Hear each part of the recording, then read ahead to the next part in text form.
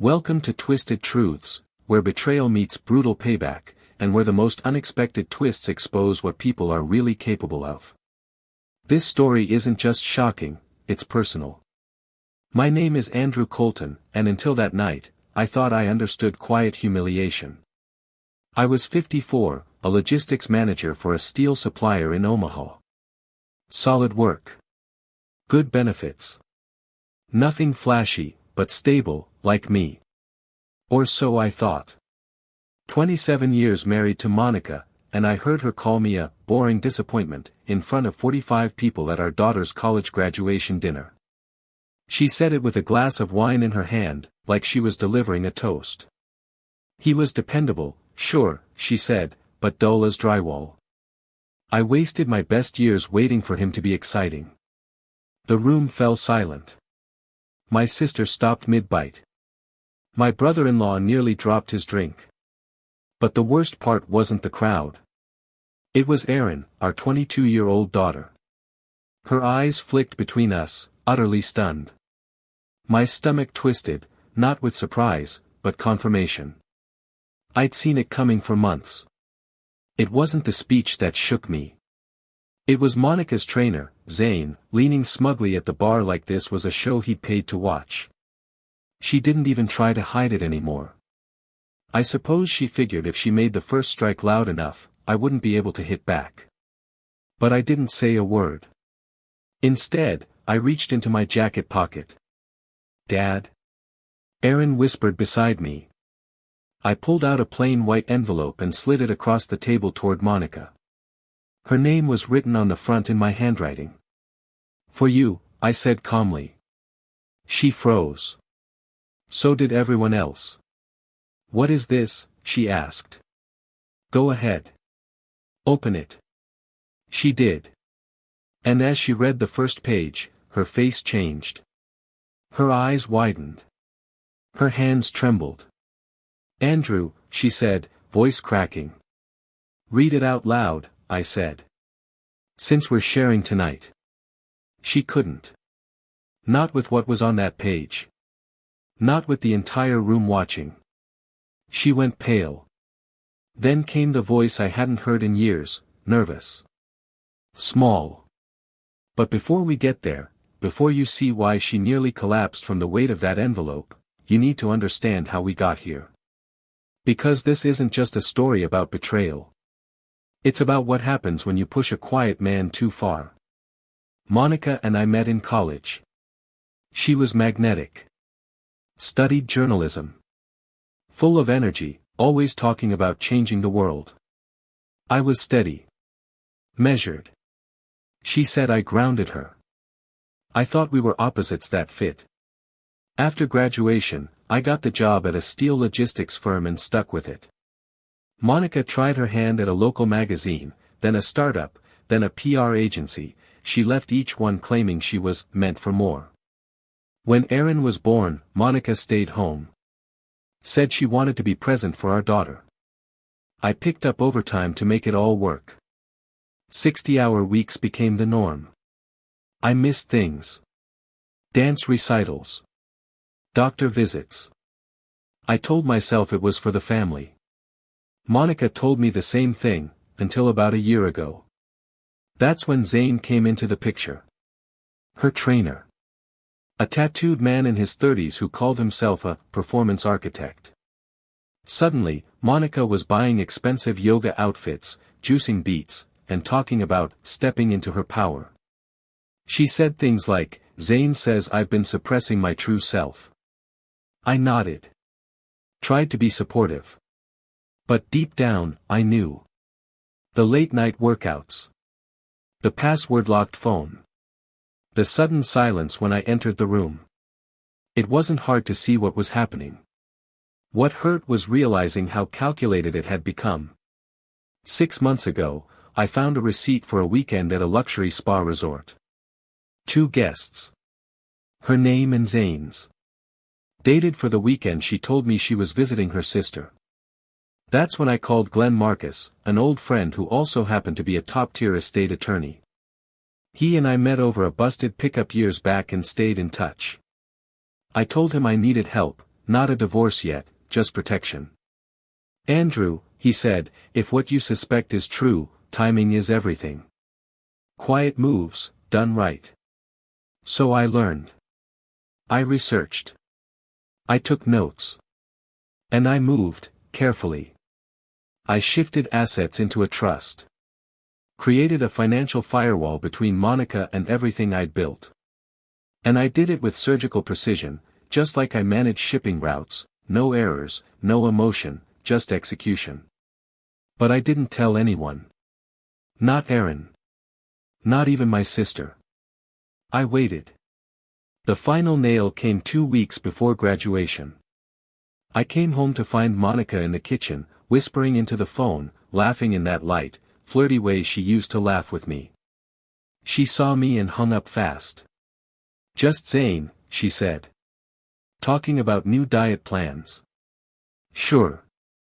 That night, I opened our shared file cabinet. I found her packed bag hidden in the back of the closet. I found her draft of a custody petition, hidden under receipts. And I found her printed speech for Erin's graduation dinner, one she never expected me to see.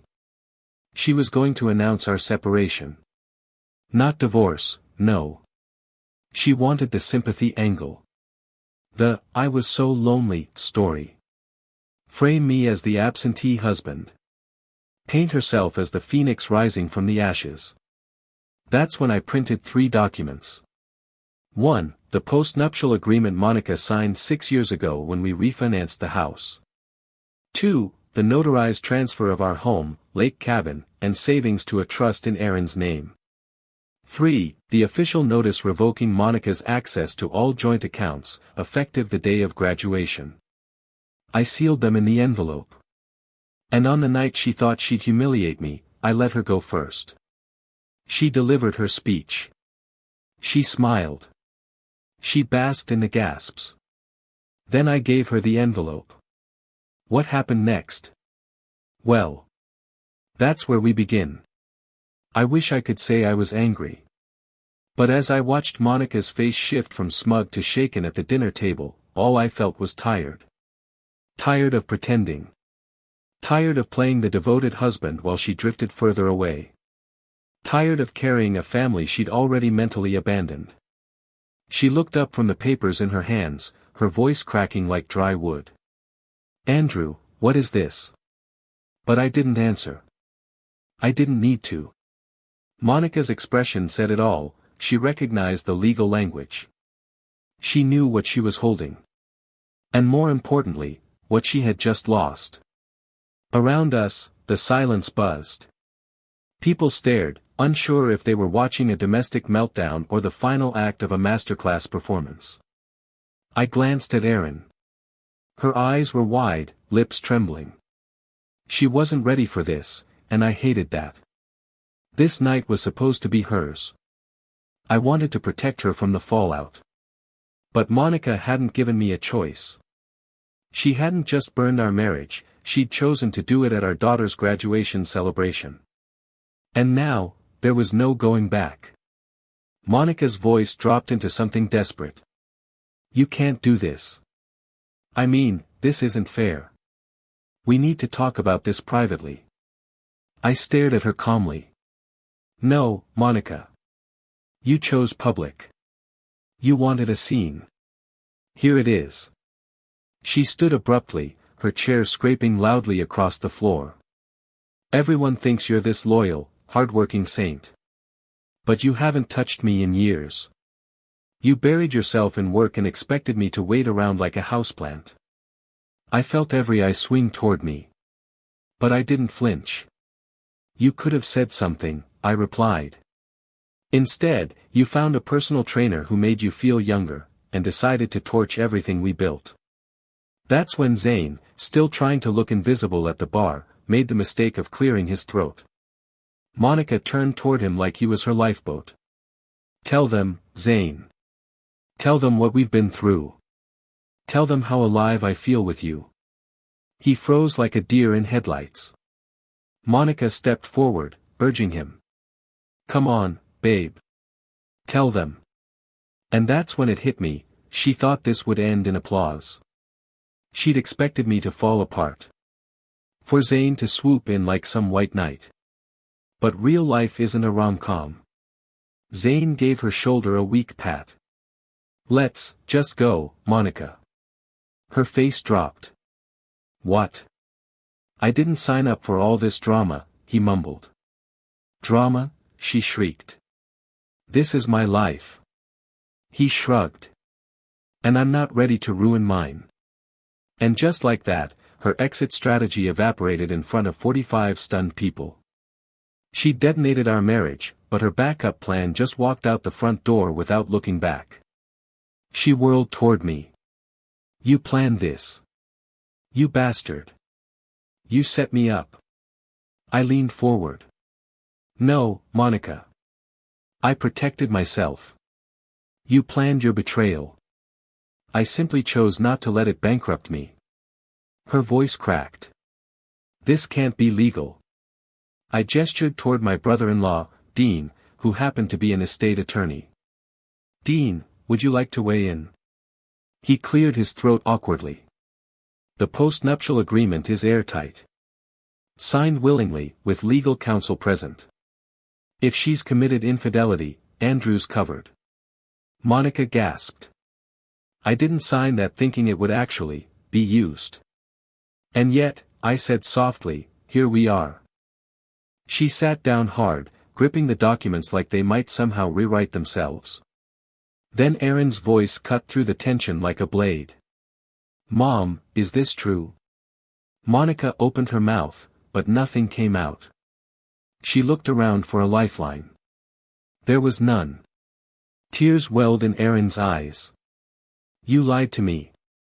You lied to Dad.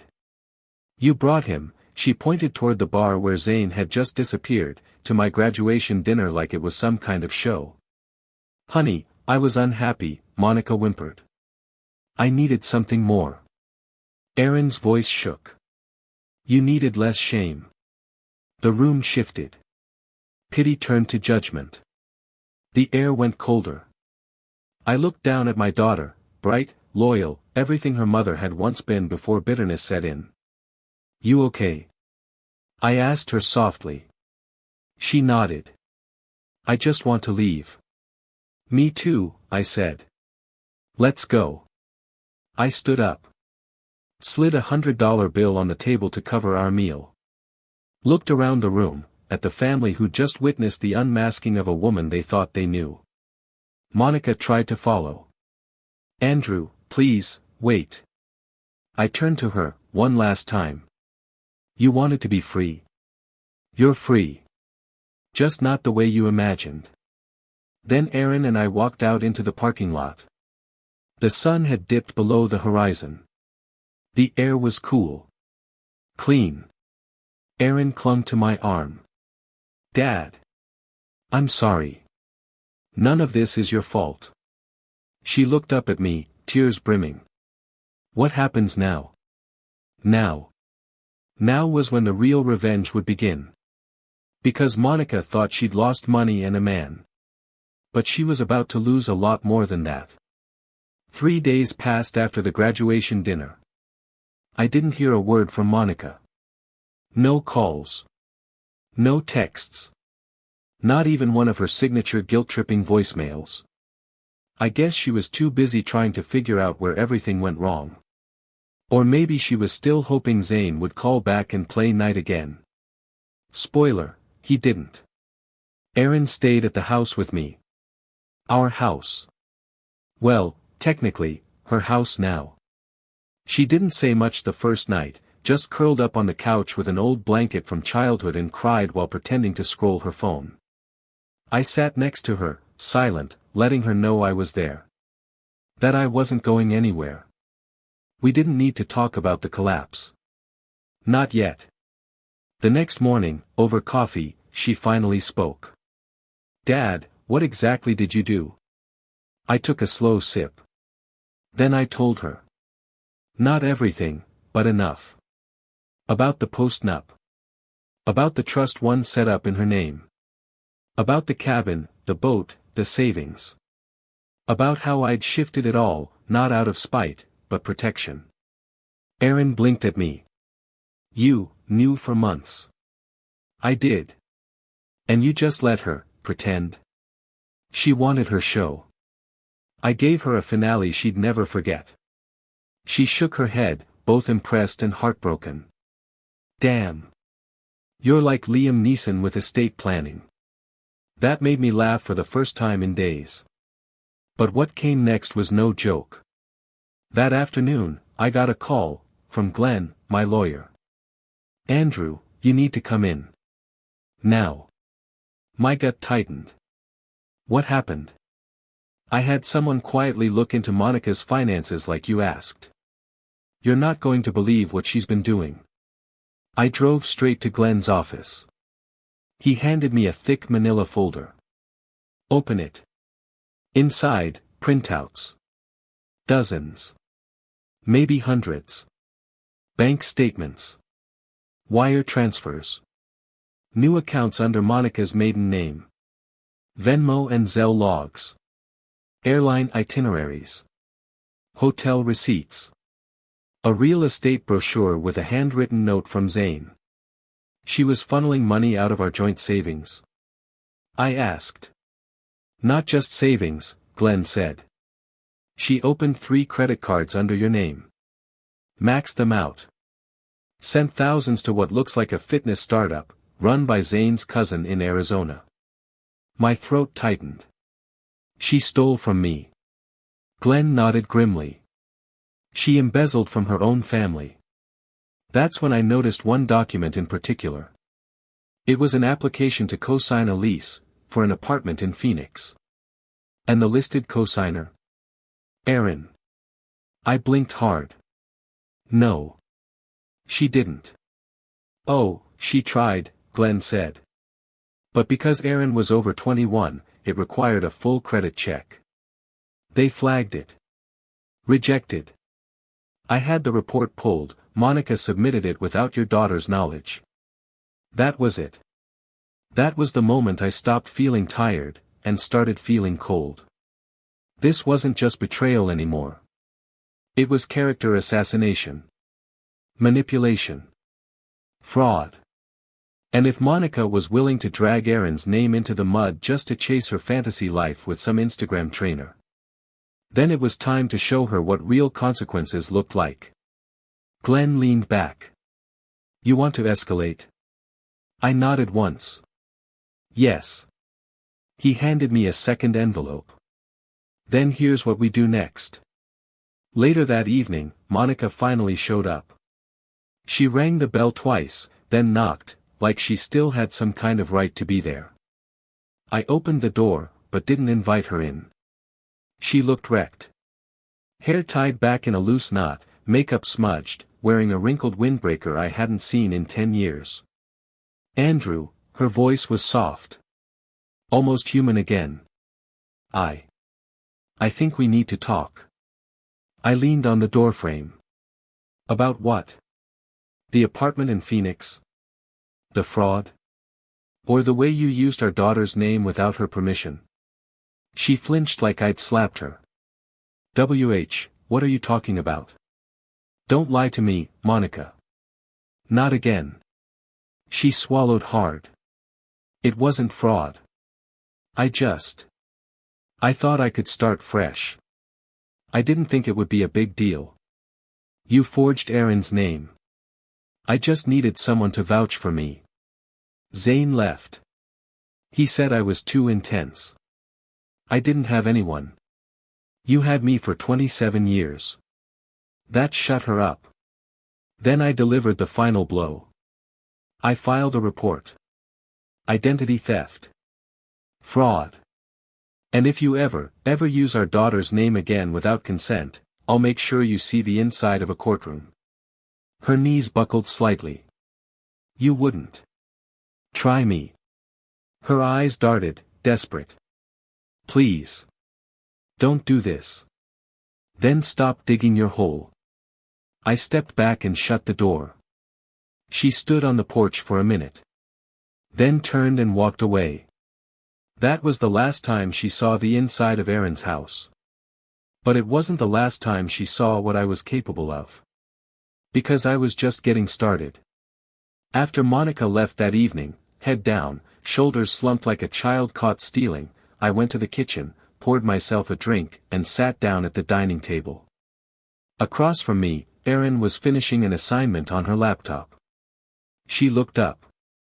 She tried to use my name, didn't she? I didn't sugarcoat it. She did. Erin blinked, emotion flickering behind her eyes.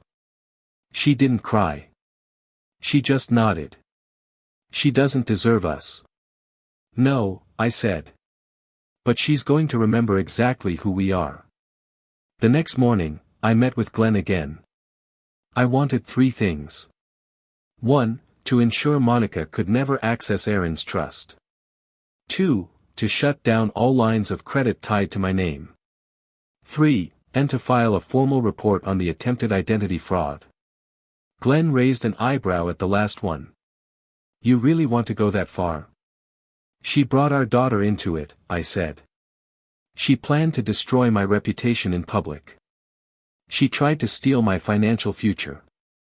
I'm not going for petty. I'm going for permanent. He gave me a slow nod. Then I'll build the cage. You just hand her the rope. Meanwhile, Monica spiraled. The gym she frequented revoked her unpaid membership. Zane's cousin stopped answering her messages once I froze the wire transfers. Her credit cards were declined.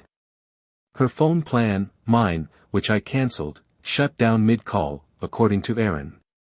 She tried posting inspirational quotes on Instagram, but even her followers could smell the desperation. No one likes watching someone fall, unless they've climbed on a ladder of lies. 2 weeks later, she showed up again. This time, dressed like she wanted to be taken seriously. Hair brushed. Folder in hand. Her professional voice on. I want to propose a settlement, she said from the porch. For closure. For peace.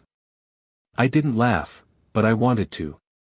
I already settled, I replied. The trust is locked. The house and assets are safe. I'm not giving you another cent.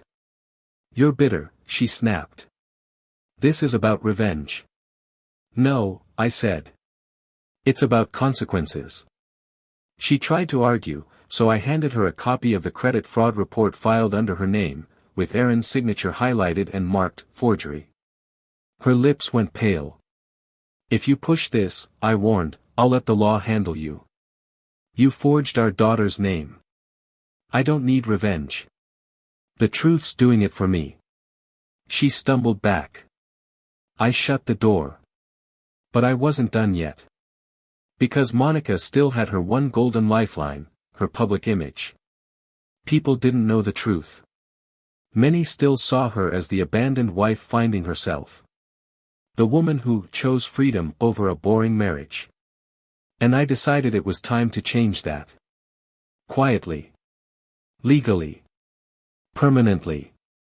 I hired a discreet PR consultant, Kelly, a former journalist turned digital investigator. I handed her everything, the emails, the fake lease, the wire transfers, the Instagram DMs to Zane that Monica never realized synced to our shared family cloud years ago. Can you build a digital timeline? Kelly grinned. You want a forensic story. I want the truth told in such detail no one will believe her version ever again. She nodded. You want reputation annihilation. Subtle. Precise. You're damn right.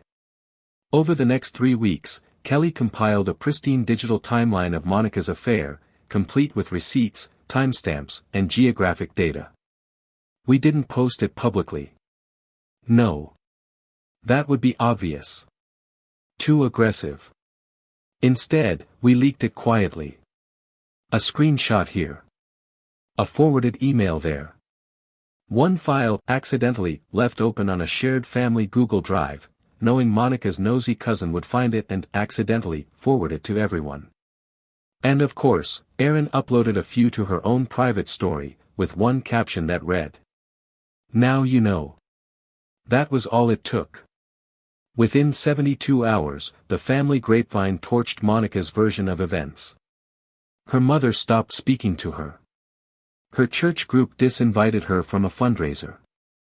Even Zane, who was foolish enough to circle back, blocked her after reading what she'd written about him in a desperate plea for backup. She was radioactive. And I wasn't done. With Glenn's help, I filed a civil claim to recover the funds Monica funneled into Zane's fake business. I also had Aaron file a cease and desist to prevent Monica from using her name, likeness, or credit in any way going forward. We even got a court order for Monica to vacate a storage unit she secretly opened under my name, which included boxes of old clothes and vision boards for a life she never earned. I went through one of those boxes myself. Inside, a card from Zane that read, "We'll be unstoppable. You and me. Just ditch the dead weight." I burned it in the backyard fire pit. And for the first time since this all began, I didn't feel hurt anymore. I felt clean. "Dad," Aaron said that evening, walking out with 2 lemon sodas and a blanket, "was this all necessary?" I thought about that. "I don't know," I admitted. But she didn't just betray me. She tried to rewrite reality. If I didn't stop her, she would have hurt you, too. Aaron nodded. She already did. We sat in the yard that night, father and daughter, wrapped in a quiet peace. No lies. No schemes. Just the sound of distant summer crickets and the crackle of a fire Monica would never sit beside again. Because revenge? It wasn't loud. It was precise. And it had just begun. Some people think revenge is a violent, screaming thing. For me, it was quiet. Clinical. Intentional. Like assembling a machine, gear by gear, until it turns and crushes everything in its path, without ever raising its voice. Monica had no idea that her biggest mistake wasn't cheating. It was assuming I'd just take it. The news started spreading faster than I expected. A few strategic leaks to her old coworkers. A casually forwarded timeline to her church mom group that she used to preach self-love sermons to. A final anonymous email sent to the fitness studio where she hoped to become an empowerment coach. The subject line: "Would you hire a coach who lies to her family and forgets to pay her bills?" Attached, 1 zip folder. Full of time-stamped receipts, emails, hotel confirmations, and a screenshot of her attempt to forge our daughter's signature. She didn't get hired. Worse, her name got passed around in group chats she didn't know existed. It didn't take long before she was unemployable in our town. Her old friends ghosted her. Her cousin, the gossipy one she always bragged about, blocked her on Facebook. And as for Zane, well, a little anonymous tip to the gym owner about inappropriate relationships with married clients resulted in his termination. No noise. No courtrooms. Just silence. Professional death by 1,000 truths. Meanwhile, Glenn and I pushed forward with the civil suit. The fake fitness investment.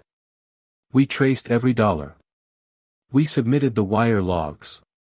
The LLC was dissolved, and Monica was personally served. She begged me to drop it.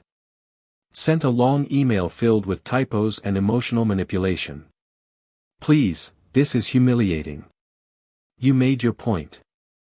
I lost everything. I'm sorry, Andrew. I just wanted something different. I didn't mean to hurt Aaron." I read the message twice. Then replied with 1 sentence.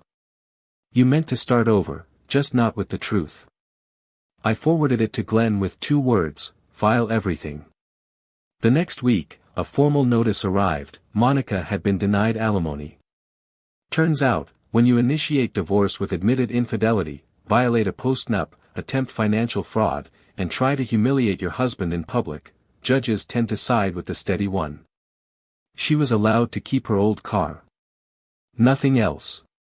Not the lake cabin. Not the savings. Not even the dishes she tried to claim from Aaron's house. Everything else was considered, protected marital assets under the trust I prepared with Glenn, now ironclad under Erin's name. Her texts to Erin turned desperate. Please don't shut me out. I'm still your mother. I know your dad is controlling everything you see. I'm sleeping in a friend's basement. I have nowhere to go. Please just talk to me. Erin showed them to me but didn't reply. She's not sorry, Dad, she said. She's just panicking. She was right. But the final blow? That came quietly. Elegantly. Monica had always dreamed of moving to Arizona. She used to say, once Erin's graduated, we'll live somewhere warm, somewhere beautiful, just the two of us. She even scouted apartments and yoga studios out there before everything exploded. So I bought the building. Well, Erin did, technically, using the trust. With Glenn's help, we secured full ownership of the 5-unit property Monica had applied to rent from just a month earlier. Her application had been rejected due to bad credit. But now she'd need Erin's written approval just to sublease a broom closet. We didn't offer it. I told Erin one evening, over dinner. The Arizona building, it's ours now. She blinked. Wait. You mean, the building? I nodded. Top to bottom. Paid cash. Her new life. It's ours now. She stared at me, stunned. Then laughed. Oh my God. That's petty brilliance. No, I said. It's protective brilliance. Because Monica didn't just betray us. She tried to erase us. Start a new story where she was the heroine and we were her villains. And now? Her fantasy life belonged to the people she tried to leave behind. A few days later, she tried one last time.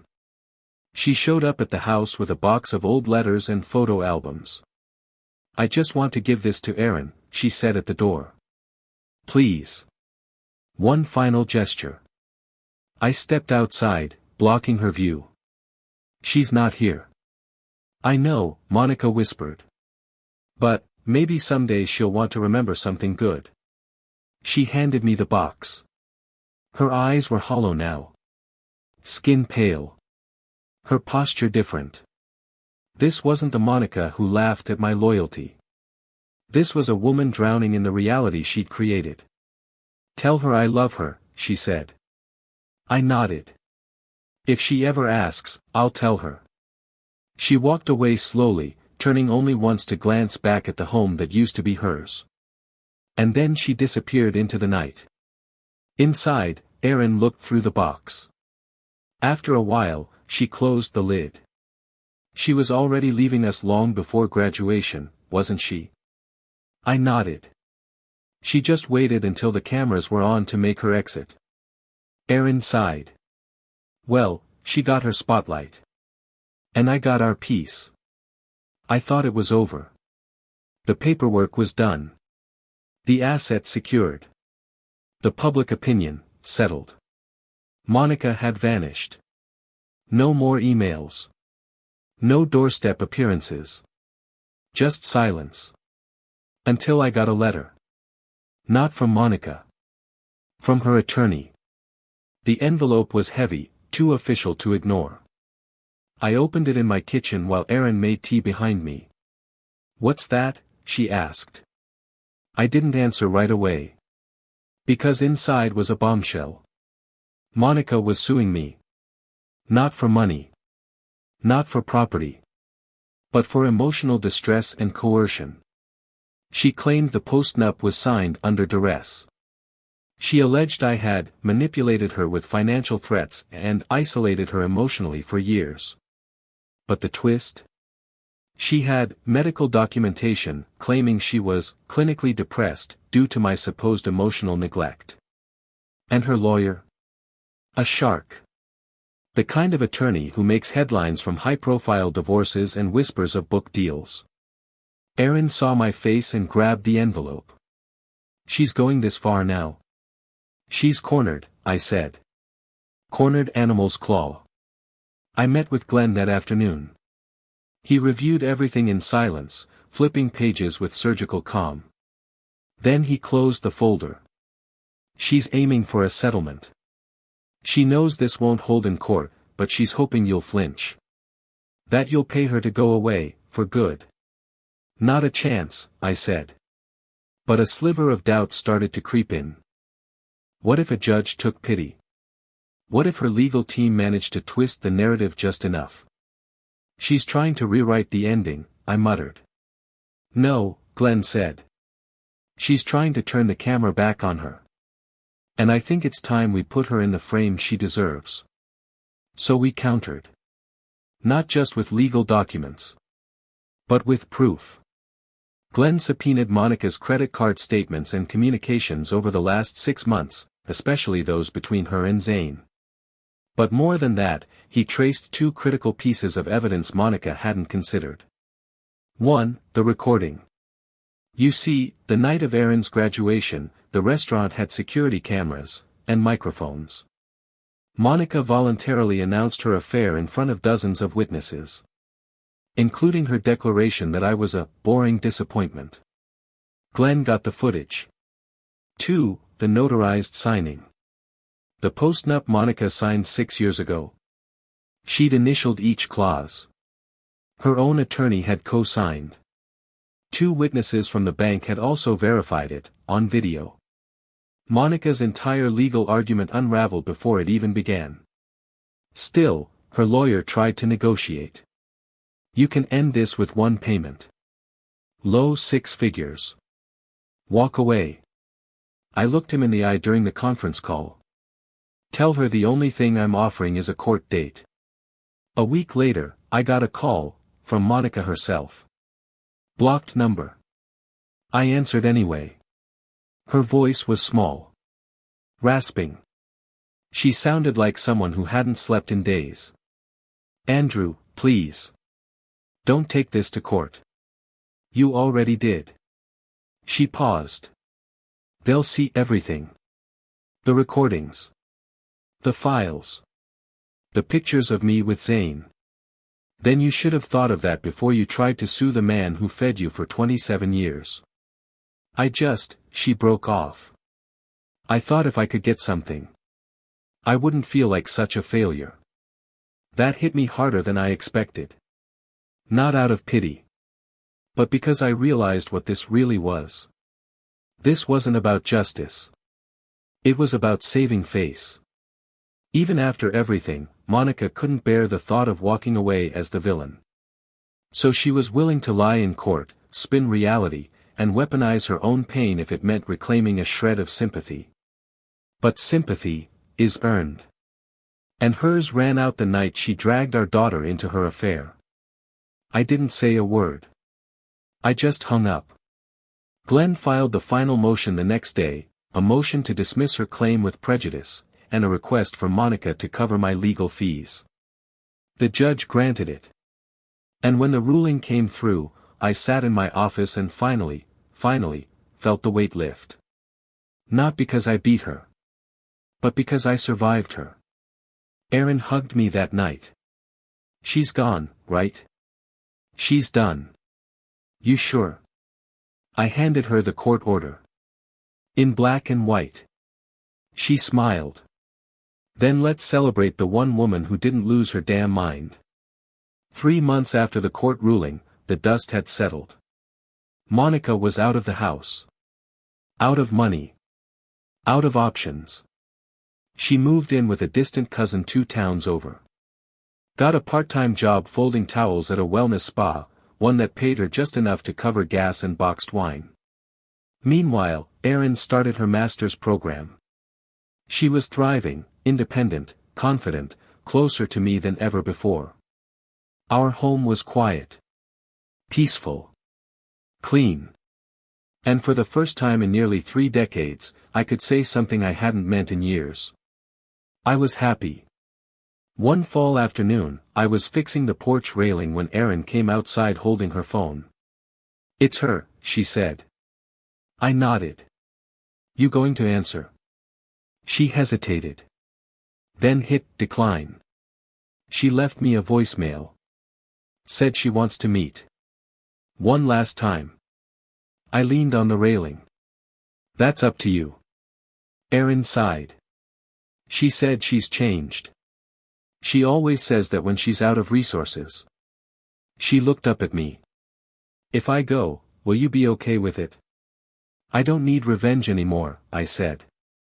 I just need you to be safe. The next day, Erin met her mother at a coffee shop. Neutral ground. Public space. I didn't go. That was Erin's decision. She came back an hour later with a flat expression. Well? I asked. She cried a lot, Erin said. Tried to hug me. Said she's in therapy now. That she regrets everything. That she didn't mean to hurt us. And did you believe her? I think, she regrets the results. Not the actions. I nodded slowly. What did you say? Erin smiled faintly. I told her I wish her peace. But she's no longer a part of my life. Simple. Direct. Final. I was proud. So proud I nearly cried. Weeks turned to months. I kept working. Glenn and I partnered on a small side business, consulting for men going through brutal divorces. We helped them protect their assets. Told them what I wish someone had told me 2 years earlier. Erin graduated with honors. She moved into a new apartment across town. Still close. Still family. And as for Monica? Well. I heard she moved again. Somewhere in Nevada. A roommate. A job at a boutique gym. She tried to post on social media a few times, new beginnings, fresh energy, the usual performance. But no one was watching anymore. No spotlight. No audience. Just silence. Then, 6 months after everything, I got a letter in the mail. Handwritten. From Monica. Inside, a single page. Andrew. You were right about everything. I lied to myself more than I ever lied to you. I thought I deserved more, but I never stopped to appreciate what I already had. I know you'll never forgive me. And I don't blame you. I wouldn't either. But if you ever think of me, I hope it's not with hate. I hope it's with pity, or compassion, or nothing at all. I broke everything. You protected it. You were never the boring one. You were the anchor. I hope you never forget that. Monica. I folded the letter. Placed it in a drawer where I kept old receipts and spare house keys. I didn't need to read it again. Some things don't need closure. They just need to end. Later that evening, Erin and I sat on the porch, watching the sky burn orange over the trees. She held 2 beers. Handed me one. To survival, she said. No, I said, raising my bottle. To peace. In the end, truth has a way of surfacing, even if it comes twisted through pain and betrayal. As one wise voice once said, sometimes your greatest enemy was once your closest ally. If this story struck a chord with you, let us know in the comments. And don't forget to subscribe, share, and spread the word, because justice deserves to be heard.